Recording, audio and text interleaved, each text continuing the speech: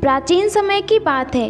एक बार गौतम बुद्ध अपने भिक्षुओं के साथ साल्य वन में भ्रमण कर रहे थे और घूमते घूमते वे विश्राम करने के लिए एक वट वृक्ष के नीचे बैठ गए।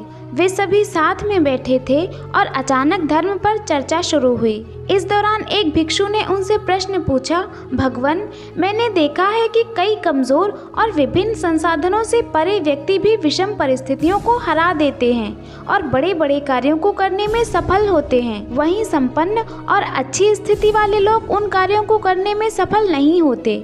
इसके पीछे का कारण क्या है? क्या हमारे पूर्व जन्मों के कर्म इसमें आड़े आ जाते हैं? नहीं, ऐसा नहीं है। गौतम बुद्ध ने उस भिक्षु की बात का उत्तर दिया और एक प्रेरक कहानी सुनाने लगे। विराट नगर में सुकीर्ति नामक एक राजा शासन किया करते थे।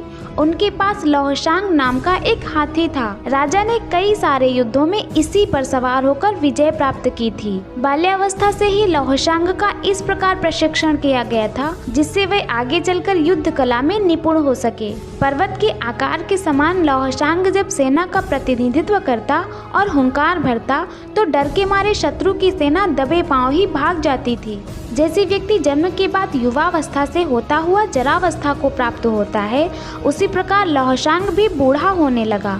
उसका शरीर कमजोर पड़ने लगा और तेज भी समाप्त होने लग गया।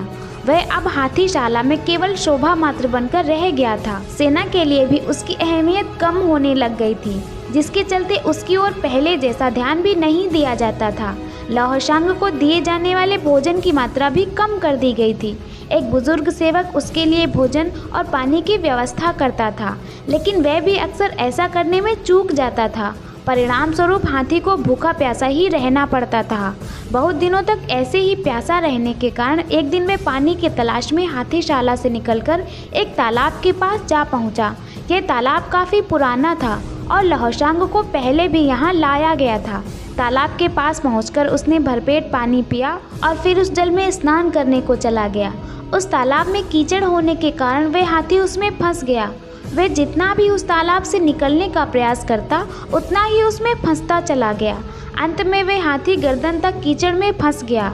जब राजा तक ये खबर पहुंची तो उन्हें बहुत दुख हुआ। उन्होंने हाथी को निकालने के लिए बहुत प्रयास किए, लेकिन सभी विफल हो गए। उसकी ये दयनीय दशा देखकर वहाँ मौजूद सभी लोग निराश हो गए।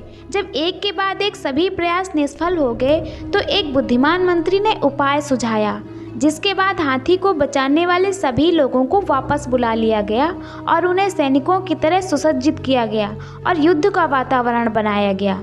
लौहशांग के सामने युद्ध के नगाड़े बजने लगे और सेना इस प्रकार इधर उधर कूच करने लगी जैसे वे शत्रु के पक्ष से हों और उसकी तरफ आक्रमण करने के लिए आगे बढ़ रहे हों।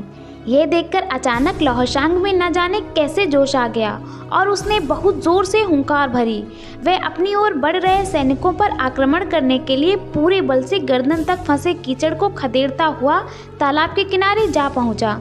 उसके बाद उसे सैनिकों पर आक्रमण करने से पहले बहुत मुश्किल से नियंत्रित किया गया।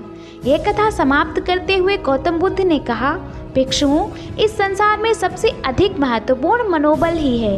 यदि किसी व्यक्ति में मनोबल जाग उठे तो दुर्बल और हारा हुआ व्यक्ति भी असंभव को संभव करके दिखा सकता है और अनेक अनपेक्षित सफलताएं हासिल कर सकता है।